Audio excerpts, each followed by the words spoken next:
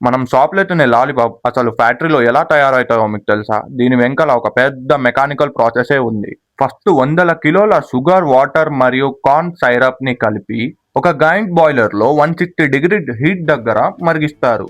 ఇది ఒక thick golden లిక్విడ్‌లా తయారవుతుంది. ఇక్కడి క్యాండీ మాస్‌ని ఒక కూలింగ్ టేబుల్ పైన పోసి దాంట్లో ఫ్లేవర్ మరియు కలర్స్ యాడ్ చేస్తారు. హగ్ మెకానికల్ దీన్ని బాగా మిక్స్ చేసి సాఫ్ట్ పిండిగా తయారు చేస్తాయి. ఇప్పుడు ఈ క్యాండీ పిండిని ఎక్స్ట్రూడర్ అనే మెషిన్ లోపలికి పంపిస్తారు. అది దీన్ని ఒక పొడవైన తాడులా సాగదీస్తుంది.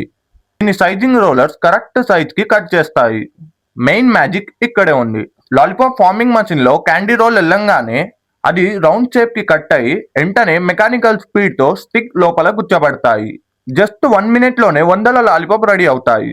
ఇది గట్టిపడడానికి కూలింగ్ టన్నల్ లోపలికి వెళ్తాయి. తర్వాత ఆటోమేటిక్ రాపర్స్ దీన్ని ప్యాక్ చేస్తాయి. ఇక్కడ నుండి డైరెక్ట్ గా మీరున్న కిరాణా షాప్ కి పార్సల్